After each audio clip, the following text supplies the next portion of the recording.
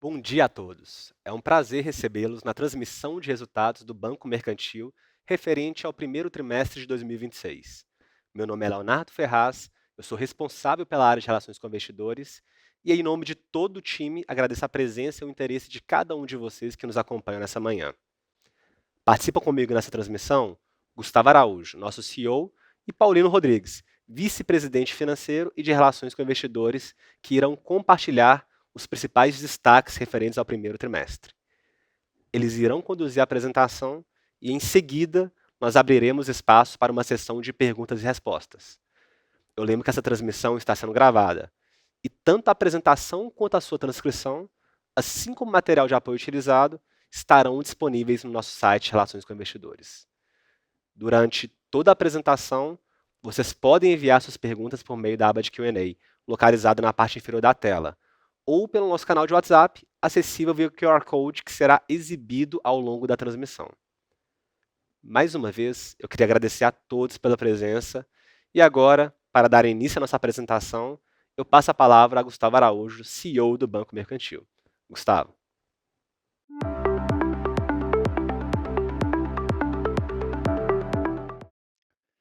Bom dia a todos. Obrigado pela audiência nessa divulgação de resultados do Banco Mercantil referente ao primeiro trimestre de 2026.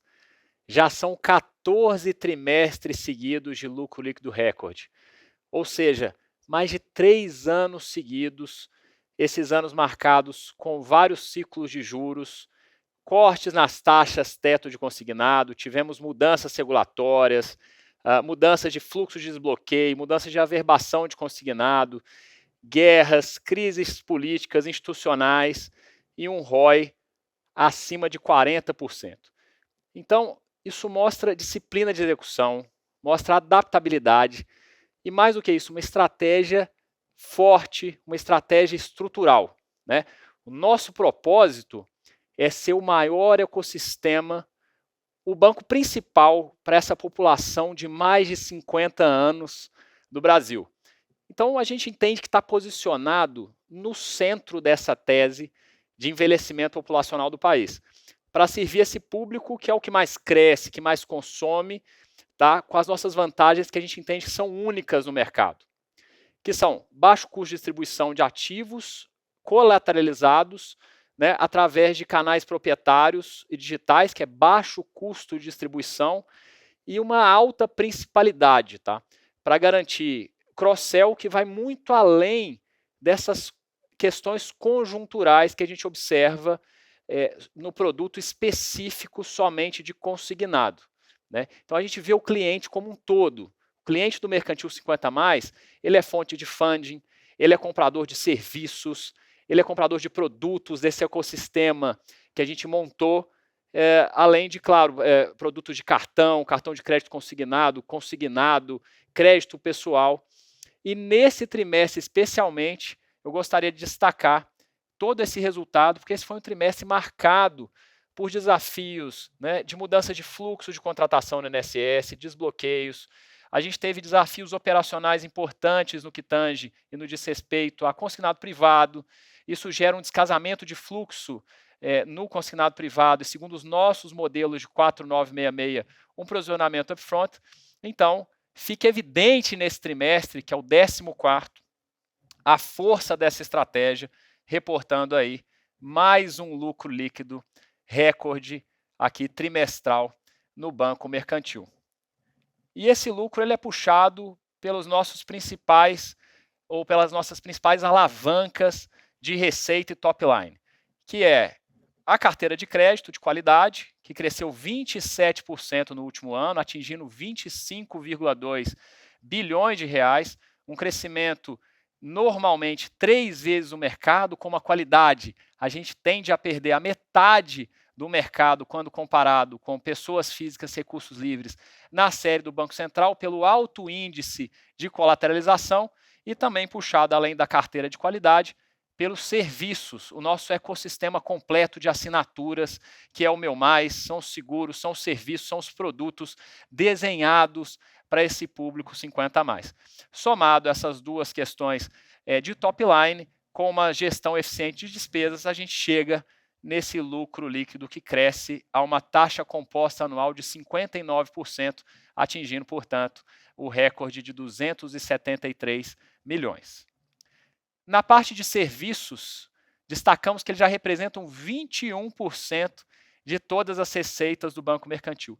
Isso é super importante, porque essas receitas vão direto para o bottom line, não alocam capital, não tem risco de crédito, não tem Basileia atrelada e, além de tudo, aumenta o engajamento do cliente, a percepção de valor do cliente no Banco Mercantil e ajuda a compor as margens do banco, principalmente nesses cenários em que o consignado tem suas dificuldades operacionais de averbação, tem essas margens devido à questão de DI futuro e teto com as menores margens históricas. Então a gente consegue crescer nesse ecossistema que está só começando. Né? Já chegamos a 372 milhões, um crescimento importante, se comparado desde que a gente lançou a nossa primeira assistência lá em 2022, mas que está só no início. Se a gente comparar com toda a nossa base de mais de 10 milhões de clientes, a gente acha que tem muito mais espaço para as pessoas comprarem a um custo muito mais barato que na concorrência, levar toda a comodidade desenhada para esse público 50 a mais em todos os nossos canais físicos e digitais. Um destaque importante também ao nosso portal de notícias, o Viva, que a gente acredita que já é o maior portal de notícias para o público 50 a mais do país, com mais de 6 milhões de visualizações mensais esse trimestre, o que significa que a gente leva um conhecimento para esse público, vários assuntos do seu interesse, e ele acaba entrando no nosso ecossistema de forma orgânica e vira um lead para que a gente possa vender produtos desse ecossistema e também os nossos consignados, os nossos cartões e todos os nossos produtos de crédito do nosso ecossistema financeiro. Bom, na parte de distribuição de crédito, um destaque, de novo, para a nossa produção digital. Então, mais uma vez, no mercado de margens pequenas, muito disputado, com vários players, que é o mercado de colateralizados, a gente conseguir fazer essa distribuição majoritariamente no digital, que é custo marginal de distribuição, tangenciando a zero, sem o auxílio do humano, na comodidade do cliente e em canais proprietários, onde esse custo de distribuição é menor, a gente consegue ter uma composição de margens fundamental que nos permite crescer, inclusive nesses períodos mais desafiadores desses produtos colateralizados. Então, um destaque aqui importante, a somatória de tudo que a gente vende através do nosso aplicativo, que é desenhado para o 50+, e também do WhatsApp, adaptando a nossa tecnologia à necessidade desse cliente que é super familiar com a conversa do WhatsApp. Mais um destaque fundamental desse trimestre foi o sucesso que tivemos, como a gente tinha anunciado aqui no último trimestre, do nosso aumento de capital de 498 milhões no período, homologado pelo Banco Central do Brasil no dia 6 de março, e que faz com que o nosso patrimônio líquido tenha crescido de 2,3 bilhões para 3 bilhões no período, tendo somado ao aumento de capital os efeitos de resultado já provisionados dos destaques de juros sobre o capital próprio. Isso faz com que, como a gente tinha previsto, a nossa Basileia tenha voltado para o patamar de 16% e o CET1, o nosso Tier 1, nosso capital principal, nível 1, tenha chegado a 13,8%, também mesmo patamar lá de antes das nossas questões aqui já resolvidas com esse aumento de capital, chegando a um patrimônio de referência de 3,3 bilhões. Ou seja, como a gente tinha comunicado ao mercado, o banco está capitalizado na mesma magnitude que estava e pronto para continuar crescendo e investindo na sua tese estrutural de ser o melhor ecossistema para essa população que cresce e envelhece, que é a população brasileira. Destaques finais.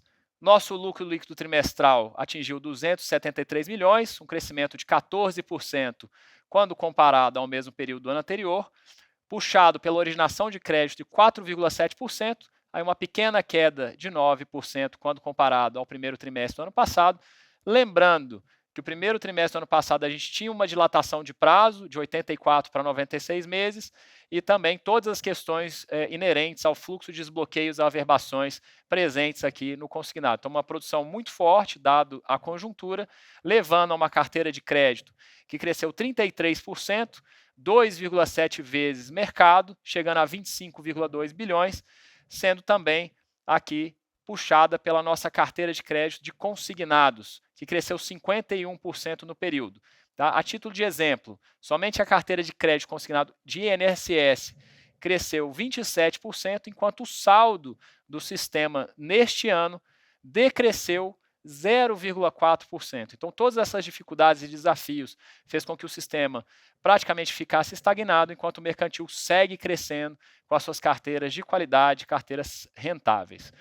Destaque já falado na nossa receita de prestação de serviços, que cresceu 83% em um ano, chegando a 372 milhões, para um ROI de 3,2%, um dos maiores da indústria, que quando alavancado chega ao nosso ROA de 3,2% para um ROI de 42% e o índice de Basileia bastante confortável, aí na casa dos 16%, para que a gente tenha lastro para continuar investindo nessa nossa tese, como eu falei, está só iniciando do nosso ecossistema 50+.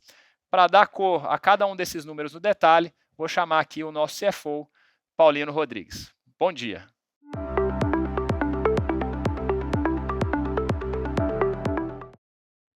Bom dia, Gustavo, e a todos os que nos acompanham nesta divulgação de resultados do Banco Mercantil do primeiro trimestre de 2026.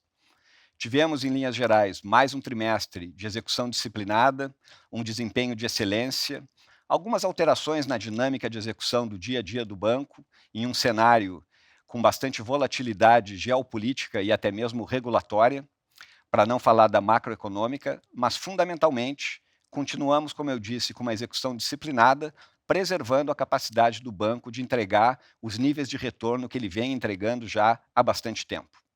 Mas entrando então no detalhe dos números, começamos pela nossa carteira de crédito, que encerrou esse primeiro trimestre de 2026 com um patamar de 25,2 bilhões de reais, o que representa um crescimento de 33% na comparação anual, o que, por sua vez, equivale a 2,7 vezes o crescimento do mercado como um todo.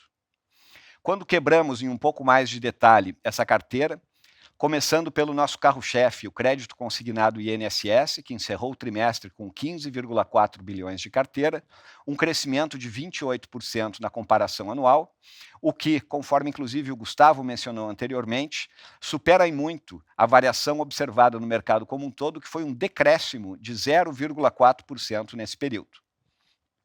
Quando olhamos o consignado privado, um produto relativamente novo, que veio, de certa forma, a substituir a antecipação do saque aniversário FGTS, atingimos 2,8 bilhões de reais. Nós partimos de uma carteira muito pequena lá no primeiro trimestre do ano passado, de cerca de 9 milhões de reais. Por essa razão, nem colocamos aqui o crescimento percentual, mas se fôssemos colocar, nós estaríamos falando de um crescimento de quase 31.000%, num período em que o mercado cresceu 142,4%. Então, o crescimento do banco, eu diria que aqui a comparação percentual não é a mais justa, mas, mais uma vez, bastante acima daquilo observado no mercado. A carteira de saque aniversário FGTS, ela vem andando de lado, por assim dizer, já há alguns trimestres, tendo em vista todas as mudanças regulatórias havidas com esse produto, um produto que nós gostamos muito, gostamos de carregar a carteira, mas fato é que ele vem sendo substituído pelo consignado privado, embora os dois produtos tenham características bastante distintas. Um outro destaque que eu gostaria de fazer é o crédito pessoal não consignado, que encerra o trimestre com 3,4 bilhões de reais, um crescimento de 32%, quando o crescimento de mercado nesse mesmo período foi de 15%. Portanto, somando tudo, mais um trimestre onde o banco cresce a praticamente 3 vezes o crescimento do mercado, confirmando uma trajetória observada já há bastante tempo. Falando agora um pouco sobre a originação de crédito, aqui a gente precisa fazer algumas ressalvas. Tivemos um trimestre aqui com bastante... Aliás, esses trimestres em tela aqui, todos eles tiveram bastante movimentação. E nesse primeiro trimestre de 2026, se é verdade que não voltamos a bater o nosso recorde de originação, tivemos um trimestre bastante satisfatório. E vale lembrar que as comparações com trimestres anteriores aqui precisam ser feitas com alguma reserva. Se não, vamos lembrar alguns fatos aqui para facilitar essa análise. No trimestre passado, o quarto trimestre de 2025, nós tivemos uma série de suspensões de participantes de mercado da operação do consignado INSS, que é a nossa principal carteira, e isso de alguma maneira contribuiu para que nós tivéssemos aquela originação recorde de mais de 4,4 bi observada no quarto trimestre do ano passado. Agora é um momento em que todos, ou quase todos, já estão de volta, então a dinâmica competitiva do setor ela se restabelece e nós não temos esse efeito positivo novamente no primeiro trimestre de 2026. No primeiro trimestre de 2025, quando tivemos aquela originação de mais de 5,1 bilhões de reais, é importante lembrar que nós tivemos naquele trimestre o aumento do prazo máximo do crédito consignado INSS para 96 meses, o que amplia a margem consignável dos tomadores e amplia, portanto, a capacidade de originação. E também nós tivemos ali o último trimestre onde não tivemos as exigências biométricas que passaram a vigorar a partir do segundo trimestre de 2025, o que explica, em grande parte, a queda de originação havida naquele trimestre. Por fim, nesse primeiro trimestre de 2026, eu gostaria de lembrar que tivemos algumas atualizações tecnológicas da DataPrev do INSS que deixaram o mercado sem originar, com dificuldade em fazer as averbações por aproximadamente 2 semanas no mês de janeiro. Janeiro, inclusive, vale destacar, teve um dos níveis historicamente mais baixos de originação dessa linha, atingindo 4,8 bilhões de reais. Então, tudo isso é para dar um contexto e explicar que, se é verdade que não tivemos mais um trimestre de recorde na originação, tivemos uma originação, sim, muito saudável, com a qualidade que nós costumamos ter, e cuja variação para o trimestre anterior, ou mesmo para o mesmo trimestre do anterior, é explicada por fatos, digamos assim, exógenos havidos nos respectivos trimestres. A nossa operação segue majoritariamente digital, com praticamente 80% da originação sendo feita pelos canais digitais do Banco Mercantil, lembrando ainda que o banco origina 100% do seu INSS apenas através dos seus canais. E o consignado originado com um crescimento médio de 37% na média dos últimos 3 anos. Então, essa foi a dinâmica de originação de crédito. Quando a gente olha a qualidade da carteira, começando pelo gráfico do lado esquerdo, com a inadimplência over 90, nós observamos nesse primeiro trimestre de 26 um crescimento na margem, algo que já havíamos antecipado na última apresentação de resultados, que aconteceu em março, portanto 2 meses atrás, aproximadamente. Então, esse crescimento no over 90, ele de fato se verificou, um crescimento na margem de 0,2 pontos percentuais, puxado pelo consignado privado e também pelo consignado INSS. Os dois com variações negativas, ou seja, de aumento de over 90 na margem.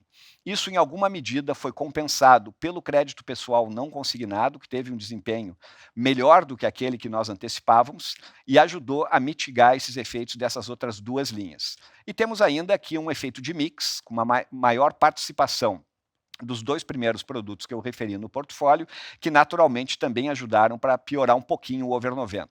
Mas, de toda sorte, e o gráfico do lado esquerdo ilustra isso muito bem, o banco segue rodando com menos da metade da inadimplência do sistema, que mais uma vez voltou a crescer, o que é um ponto de preocupação que nas últimas semanas passou a preocupar não somente a gente, mas a sociedade como um todo. Temos visto, inclusive, nos últimos dias, uma série de iniciativas governamentais buscando atacar o alto nível de endividamento das famílias, o comprometimento de renda e também os índices de inadimplência.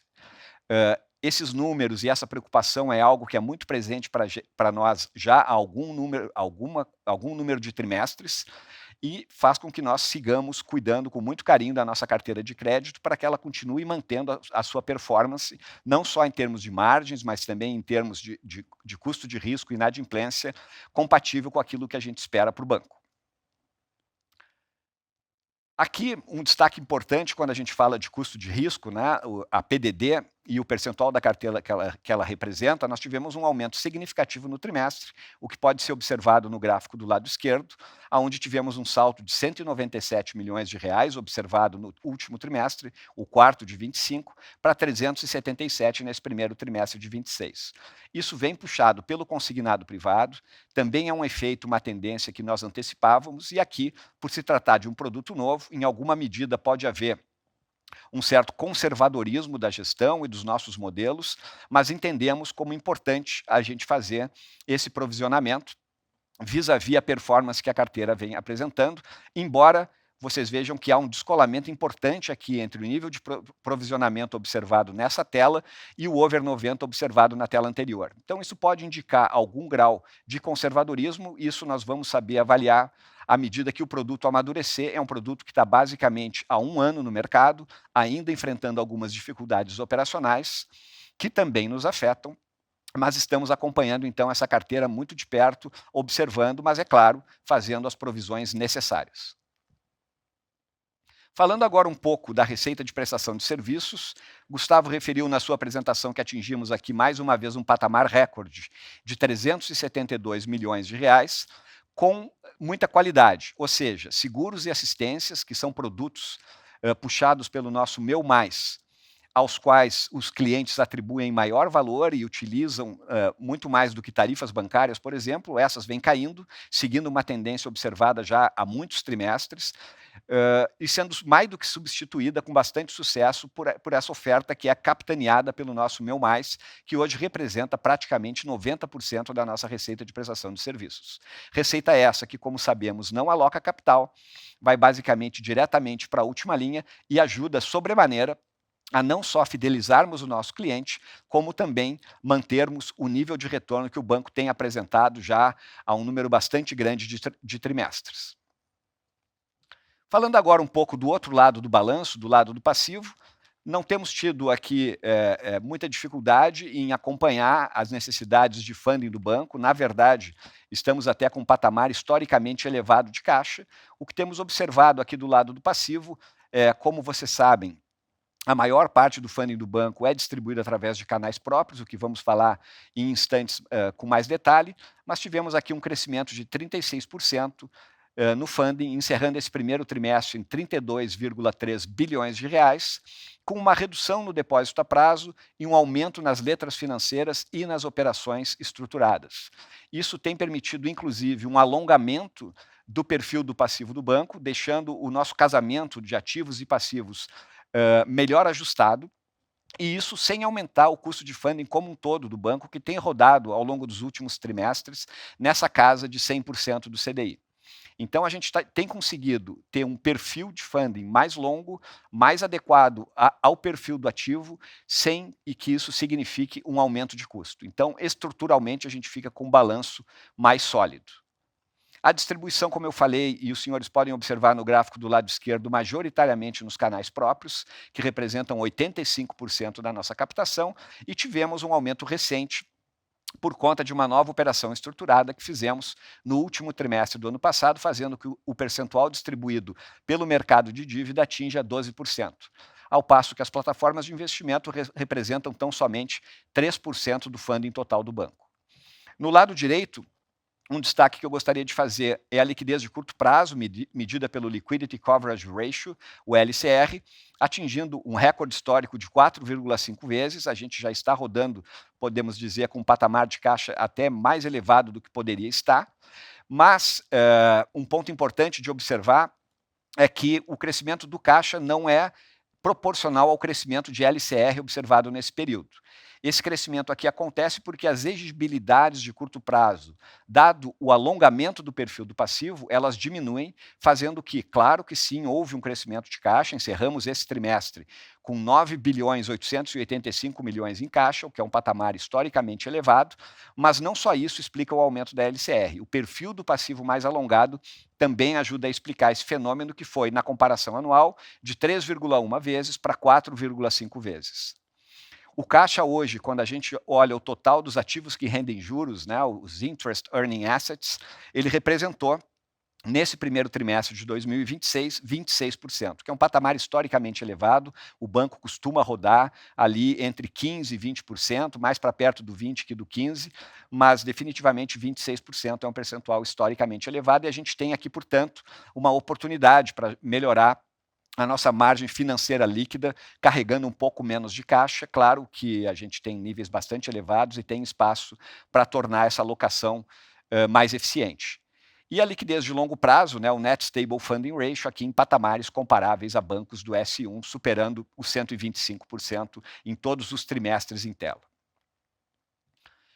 Gustavo comentou um pouco sobre o índice de Basileia, então o que eu acrescentaria aqui é que encerramos o trimestre da maneira que dissemos que encerraríamos lá em dezembro, quando tivemos o acordo com a Procuradoria-Geral da Fazenda Nacional, em março, quando já tínhamos a aprovação, e foi um fato subsequente divulgado na demonstração do ano passado, que foi tornada pública em março, da aprovação, a homologação do aumento de capital pelo Banco Central, e agora temos então, finalmente, as DFs do primeiro trimestre de 26, com esse patrimônio líquido superando a casa dos 3 bilhões de reais, um índice de Basileia de 16% e um capital nível 1 de 13,8%. Portanto, o banco bastante bem capitalizado para perseguir a sua trajetória de crescimento e investimentos.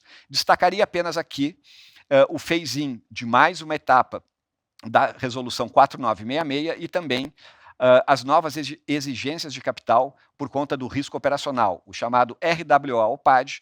Isso está ilustrado na reconciliação apresentada no gráfico de barras do lado superior direito, com um impacto de 0,5 pontos no índice de Basileia. Mas, de novo, já totalmente absorvido pelo aumento de capital homologado recentemente pelo Banco Central.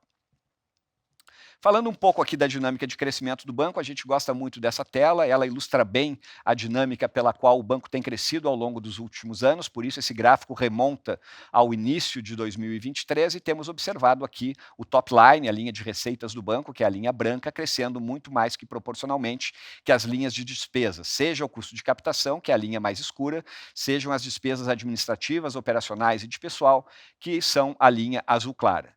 Então, isso demonstra a capacidade do banco ganhar escala e crescer capturando resultados. Acrescentamos nesse trimestre aqui a receita por cliente, que ilustra a capacidade de termos uma fidelização cada vez maior dos clientes, que tenham uma ampliação do seu relacionamento com o banco, o que redunda em uma receita maior em cada um dos nossos clientes. Então, esse gráfico que introduzimos agora nesse trimestre demonstra o nível de receita observado por cliente.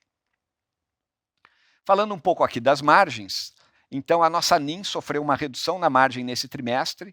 Aqui nós ainda não temos um efeito da redução de juros que foi iniciada pelo Banco Central recentemente, de tal maneira que a Selic over média do primeiro trimestre foi de 14,8631%, portanto uma redução muito marginal em relação aos 14,90% observados nos 2 trimestres anteriores. Então não dá para dizer que a redução de juros já produziu algum tipo de impacto aqui. Então a redução que a gente observa aqui na NIM, ela é motivada por uma redução das nossas taxas médias de maneira geral em diferentes linhas observadas no trimestre, mas ainda assim uma NIM de excelência e nós já vamos ver os níveis de retornos que essa NIM está nos permitindo entregar. Mais uma vez destacando o componente da receita de prestação de serviços de 372 milhões, mais uma vez um lucro recorde trimestral, e o agregado do NII com a RPS atingindo um patamar que pela primeira vez supera o 1 bilhão 770 milhões nesse primeiro trimestre de 2026.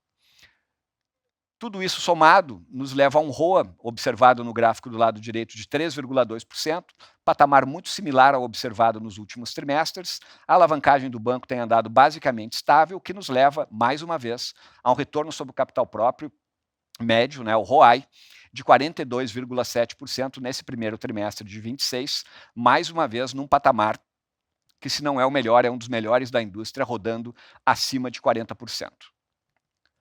Com isso, encerro a apresentação de resultados desse primeiro trimestre de 2026 e devolvo a palavra ao Leonardo Ferraz, que vai nos ajudar com a sessão de perguntas e respostas. Leonardo, por favor.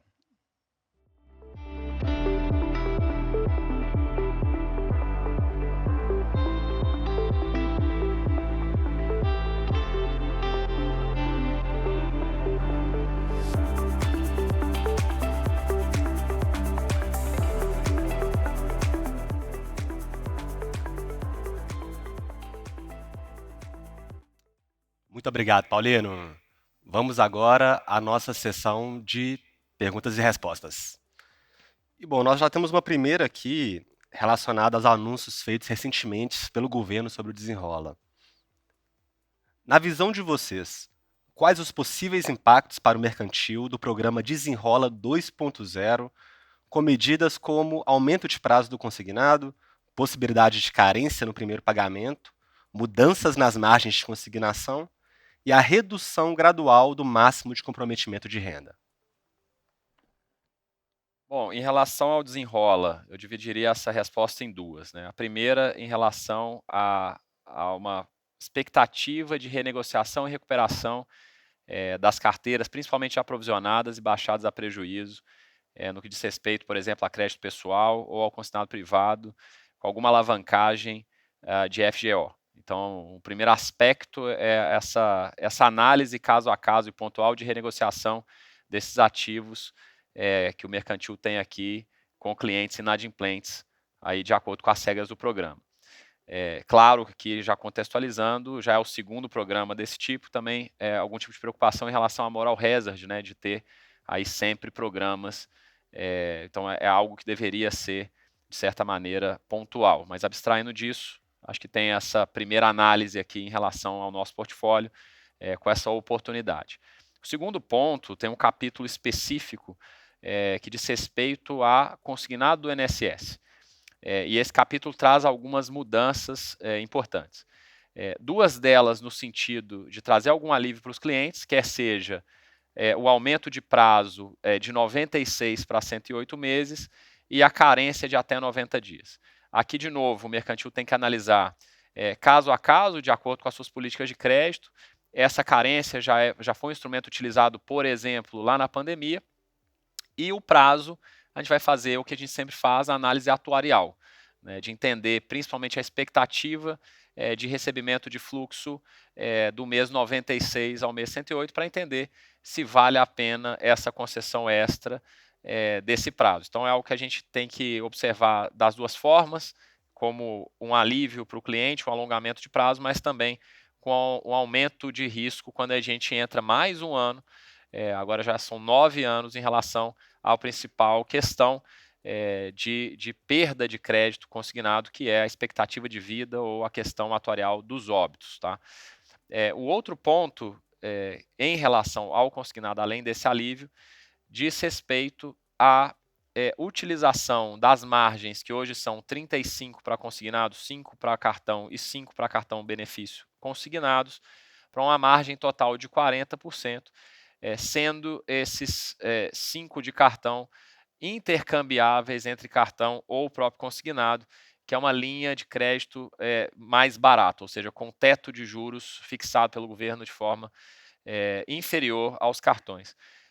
Para o banco mercantil, os cartões de crédito são utilizados como meio de pagamento, como são desenhados para ser, ou seja, uma forma do cliente ter aí um meio de pagamento barato à sua disposição, ou seja, a gente não tem, a gente deve ter aí uma subpenetração desses limites aí de cartão, sendo utilizados apenas ali na demanda do cliente, quando comparado a alguns pares que utilizam esse limite como uma forma de aumentar ou majorar o próprio limite de crédito consignado.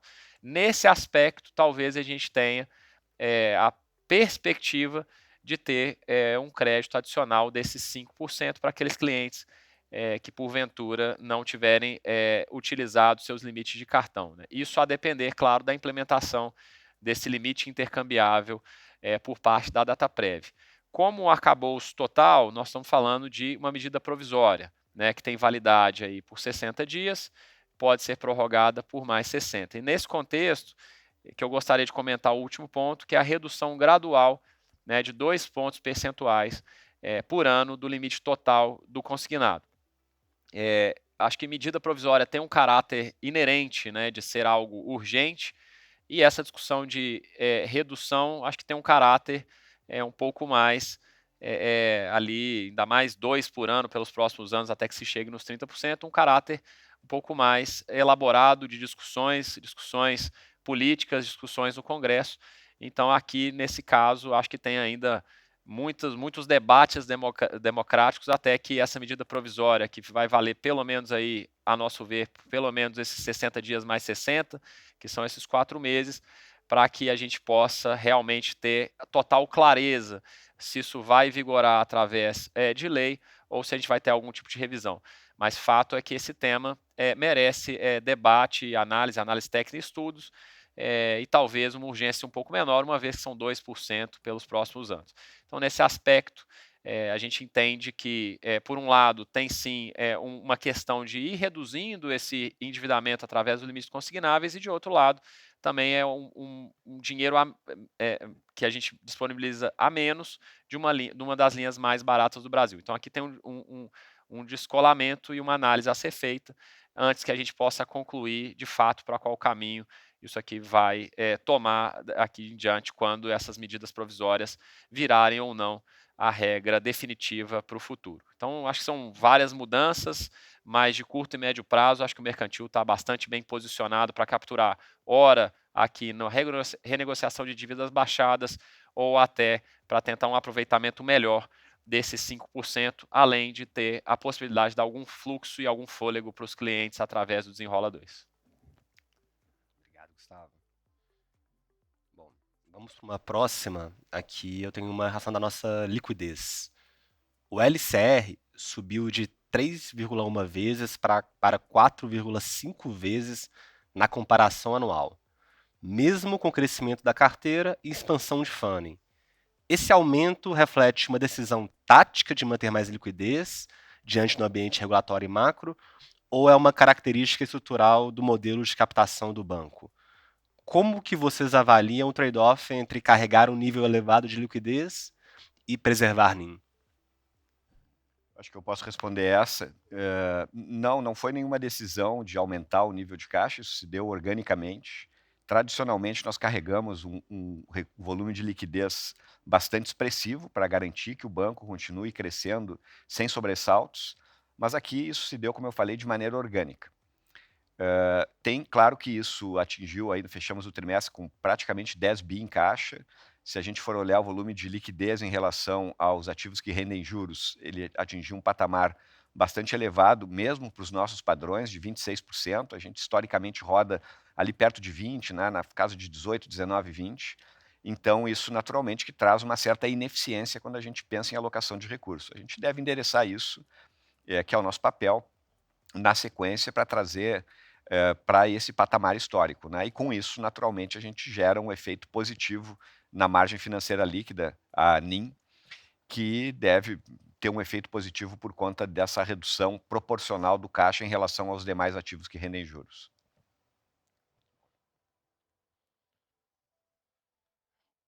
Como o banco avalia o risco operacional e regulatório associado à paralisação da originação de consignado INSS via medida cautelar do TCU? Qual a visão do banco em relação às preocupações levantadas pelo órgão relacionadas à falta de controles e travas no e-consignado e à fragilidade de fiscalização do INSS? Fundamentalmente, como eu já trouxe aqui na primeira parte da apresentação, acho que a gente tem que avaliar o banco mercantil muito além somente do consignado de INSS, né? A gente observa o cliente como um todo. Então, é um cliente 50 mais que traz funding, que compra serviços, que compra produtos, mas claro que tem no consignado do INSS uma linha fundamental. Tá? Então, isso tudo para dizer que a gente vem passando aí por vários ajustes na linha de consignado e mesmo assim já há 14 trimestres reportando bons resultados. Quanto à questão em tela, é claro, a gente teve a data prévia e o INSS devem ser oficiados em relação a esse relatório do TCU, que aponta pelo menos 8 itens de melhoria para que a gente tenha mais segurança nos processos de contratação de consignado. Acho que a indústria está sempre suscetível a melhorias aí contínuas. A gente acredita que é uma indústria robusta, já regulada desde o início dos anos 2000, que inclusive tem uma autorregulação muito importante, né? Tem incentivo de um banco regular o outro, e que naturalmente funciona, a nosso ver, grande parte das vezes, bastante bem. Já tivemos vários ajustes pontuais biométricos no ano passado para melhorar esse índice de segurança e confiabilidade.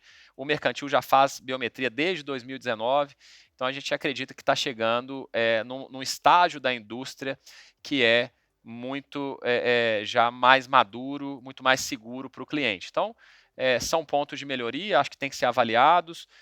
A DataPrev está dando aí algumas estimativas para quando seria possível essas implementações, mas eu acho que o principal que a gente precisa avaliar é essa parada brusca dos consignados, né. Então acho que a gente poderia aí, isso está sendo negociado de novo politicamente, talvez com a representação da AGU em relação, à cautelar de suspensão, para que esses ajustes possam ser feitos, em paralelo com os empréstimos consignados. Acho que uma parada brusca, como está sendo proposto, tem impactos sociais relevantes, a gente está falando de 41 milhões de aposentados, 50% desses acabam tomando um consignado ao longo da sua trajetória, e claro que isso traz impacto operacional, né? Então, o cliente chegar numa agência bancária do mercantil ou num canal digital e não ter um consignado, ou um refim, uma portabilidade, isso traz para ele sim alguns transtornos, porque é uma das linhas mais baratas disponíveis para esse cliente, principalmente num cenário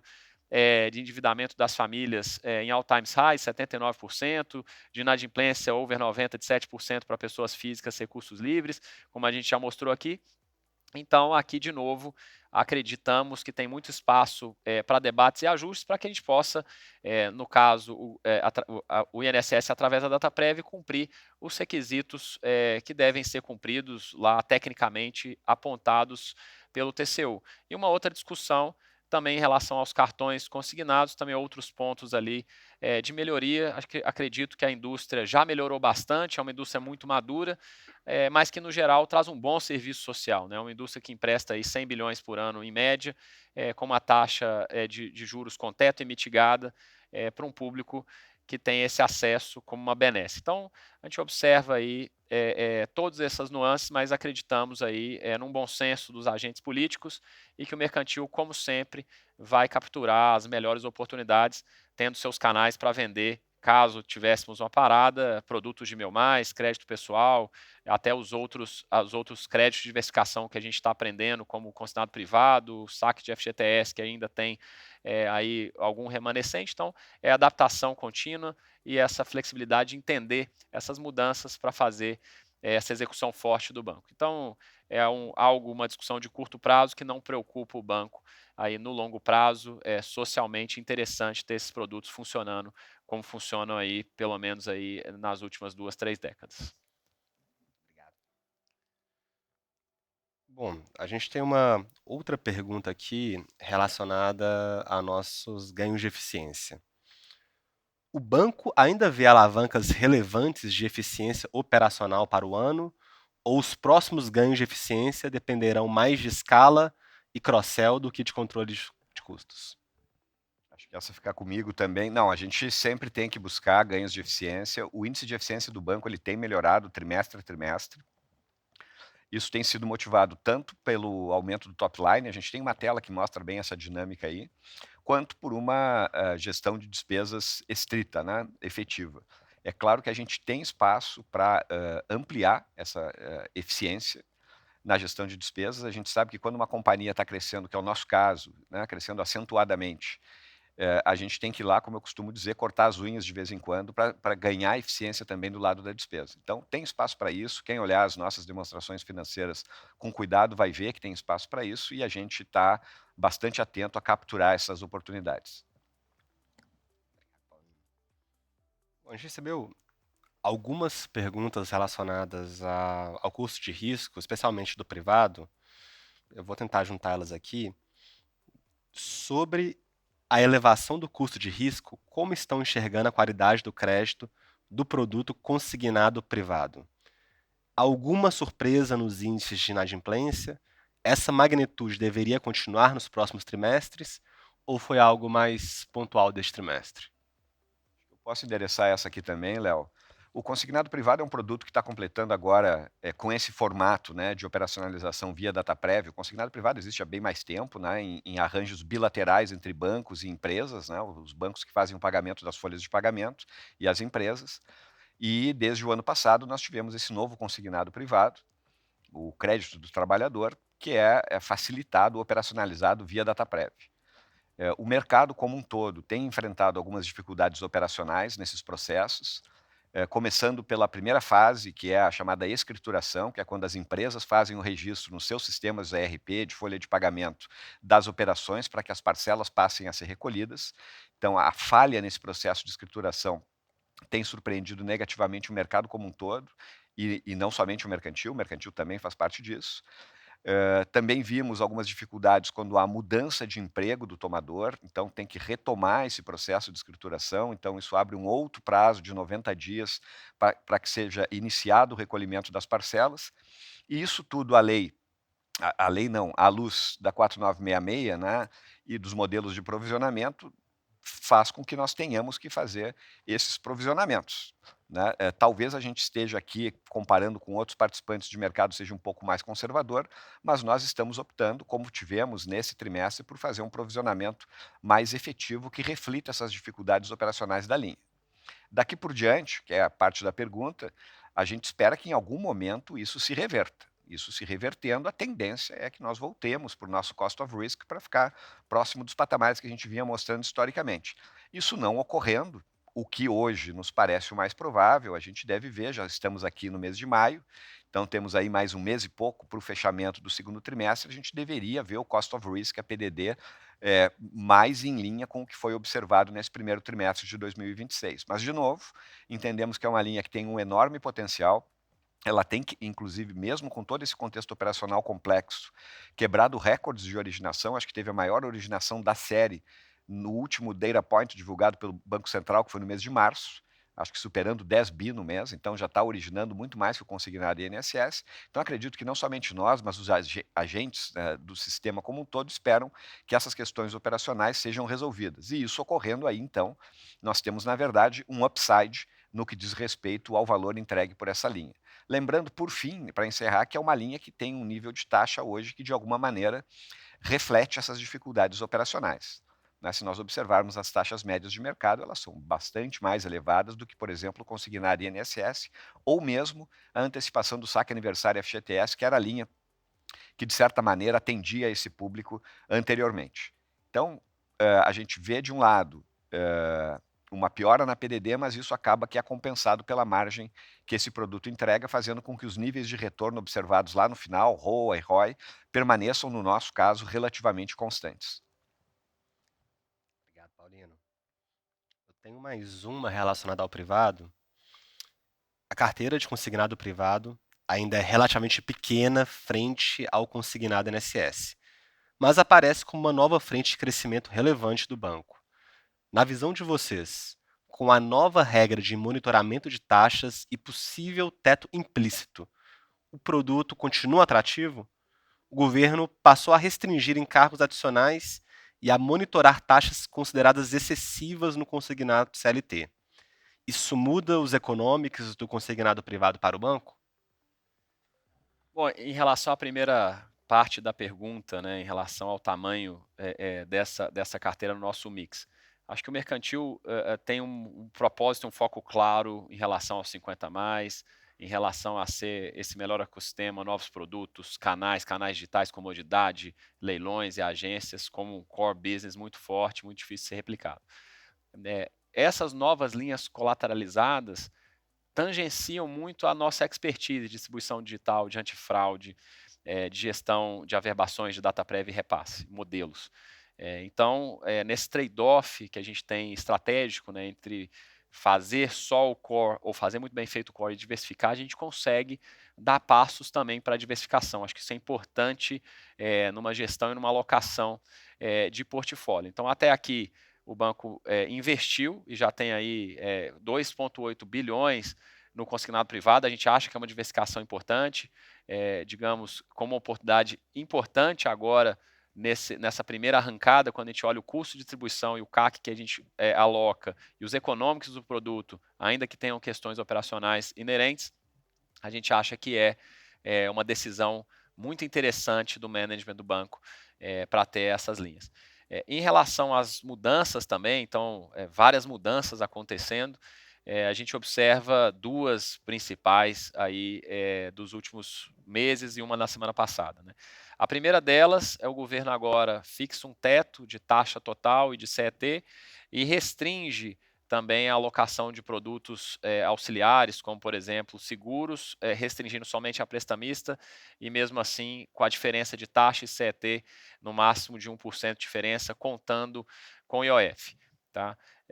e, além disso, coloca esse primeiro cap de taxas no produto.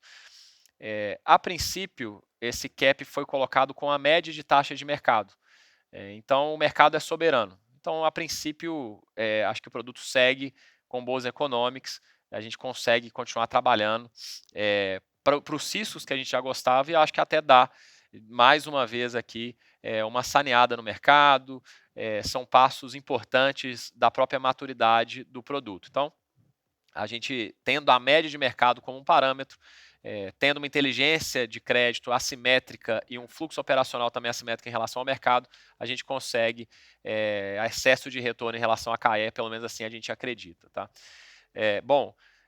Em relação ao precedente de colocar o teto de taxas, esse preocupa um pouco mais por todas as questões já vividas em outros produtos. Né? Então, será que ela vai ficar na média do mercado ou abre-se um precedente para colocar ali em algum contexto tetos menos racionais? Então, isso é um ponto relevante do debate. Né? É sempre importante que o mercado seja soberano, como está sendo agora, porque o teto foi a média aí do mercado.